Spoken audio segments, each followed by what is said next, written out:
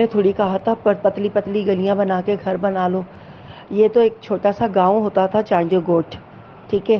یہاں پہ پانی کا چشمہ ہوتا تھا. پاکستان بنا تو یہاں پہ آبادی آئی اس نے ایسی جگہ گھیری کہ گلی پتلی کر دی, چھوٹی کر دی, گھس گھس کے دڑوے بنا کے بیٹھ گئے سب. تھوڑے دماغ کھلے ہوتے تو کھلے چھوٹے چھوٹے گھر الگ الگ دور دور بناتے. ابھی آپ چانڈیو ولیج میں دیکھیں وہاں تو نارمل گھر بنے, گلیاں پتلی ضرور ہے لیکن ہر گھر میں چھوٹا سا آنگن ہوتا ہے جو پہلے زمانے سے ازل و فضل سے چلا آ رہا ہے. ٹھیک ہے نا. محمد بن قاسم کے دور سے یہ گھر یہ آباد ہوئے ہیں علاقے. تو پہلے تو صحیح تھے, اب انہوں نے چھوٹے موٹے کر دیے تو ہمارا تو قصور نہیں ہے نا, یہ تو ان کا خود کا قصور ہے. السلام علیکم. کچھ دن پہلے دہلی کالونی کے نام سے بنے ہوئے ایک گروپ کے اندر ایک وائس آئی تھی جو بڑی تکلیف دہ تھی. پتہ نہیں اس کا کیا پس منظر تھا. وہ جو خاتون اس میں اظہار خیال کر رہی تھی, پتہ نہیں وہ کیوں اس نہج پر پہنچی کہ انہوں نے یہ کہا کہ ہم نے تھوڑی کہا تھا کہ پتلی پتلی گلیاں بنا کر رہو. یہ تو ایک چھوٹا سا گاؤں چانڈیو گوٹ ہوتا تھا جہاں محمد بن قاسم کے دور سے لوگ رہ رہے تھے.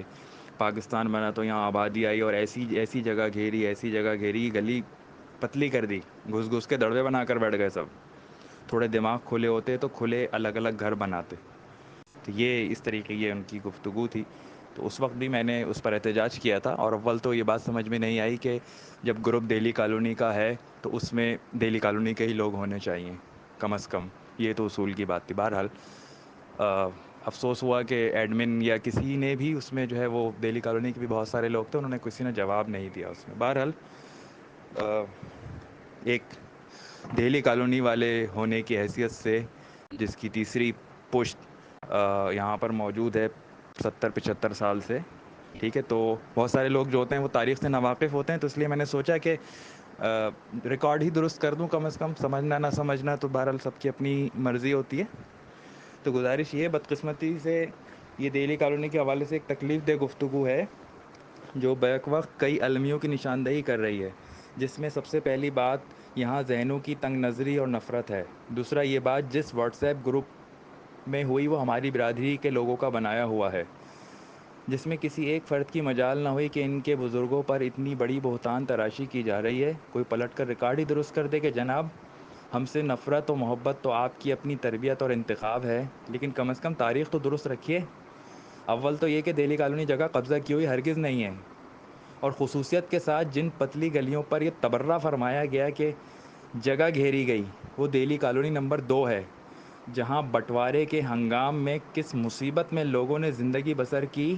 یہاں چھوٹے چھوٹے کچے گھر میں بھی بہت بعد میں بنے. یہاں تو بس لوگوں نے سر چھپانے کے واسطے ٹین کے بنے ہوئے سائبان میں پناہ لی تھی, وہ بھی انہیں اس وقت جمعیت پنجابی سوداگران دہلی کی جانب سے بنا کر دیے گئے تھے. تبھی یہ علاقہ ٹین کالونی کے نام سے موسوم رہا. آج 77 سال بعد ہجرت کرنے والے ان ستم زدہ خاندانوں پر قبضے اور پتلی گلیوں کی بھپتی کسنا اور دڑبے بنا کر رہنے کی ہرزہ سرائی ہماری قوم سے نرم الفاظ میں بھی بہت زیادہ ایک گری ہوئی حرکت ہے. پھر عقل کی بات ہے کہ آپ چاہے محمد بن قاسم کے دور سے رہ رہے ہوں یا راجہ طاہر کے دور سے, ہمیں اگر یہاں قبضے ہی کرنے ہوتے تو کون چھوٹے چھوٹے گھر اور پتلی پتلی گلیاں بنا کر قبضہ جماتا. لیکن کیا کیجیے گا جب ہماری قوم میں ہی اپنی تاریخ کے واقف کار ناپید ہو جائیں اور صاحب معاملات کم ظرف اور فقط دنیاوی مفادات کے اسیر ہو جائیں, تو ایسی تنگ نظری اور جہل کی فرما روائی ہو ہی جایا کرتی ہے. کاش کوئی انہیں بتاتا کہ دہلی کالونی اور کراچی کی یہ پتلی پتلی گلیاں تو بتاتی ہیں کہ 47 میں ہندوستان سے لٹ پٹ کر آنے والے مہاجروں نے کس مصیبت میں زندگی گزاری ہے, جن کے بڑوں پر آج جھوٹے کلیم کے چند واقعات کی بنیاد پر بات بنائی جاتی ہے کہ انہوں نے جھوٹے دعوے کر کے یہاں زمینیں اپنے نام کرا لیں. وہ فقط روایتی نفرت کا تسلسل کے سوا کچھ بھی نہیں ہے.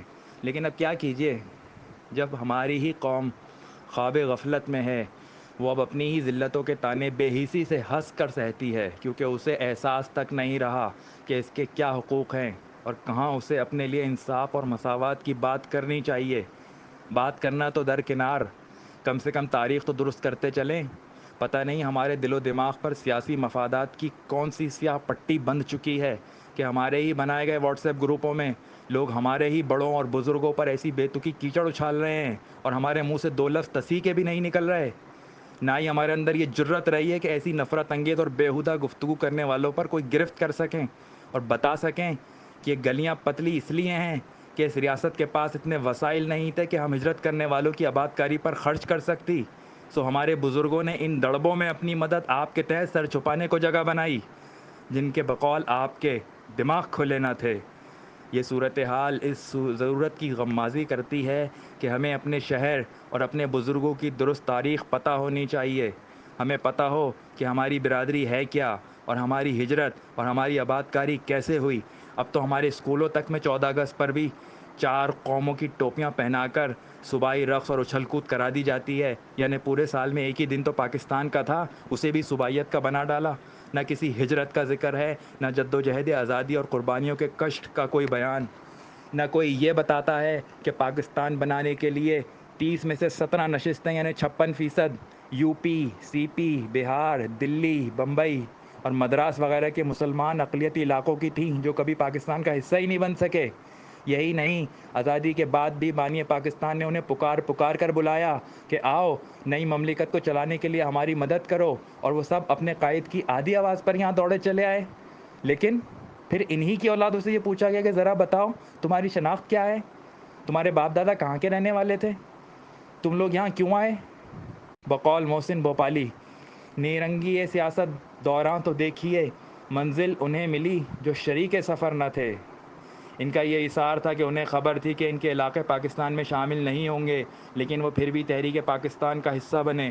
لیکن افسوس انہیں یہاں 77 سال بعد آج بھی پتلی پتلی گلیوں اور دڑبے جیسے گھروں کے نفرت انگیز تانے دیے جا رہے ہیں. کاش کوئی درد دل رکھنے والا یہ شعور رکھتا تو یاد دلاتا کہ انہی پتلی پتلی گلیوں میں ہی پاکستان کی وسعتوں کی تاریخ ہے.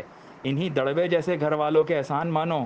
یہ انہوں نے زندگی بسر کی، جنہیں بلوا کر اس مملکت کے امور چلائے گئے، جن کے بزرگوں کے خزانے سے اس ریاست کے اخراجات چلے.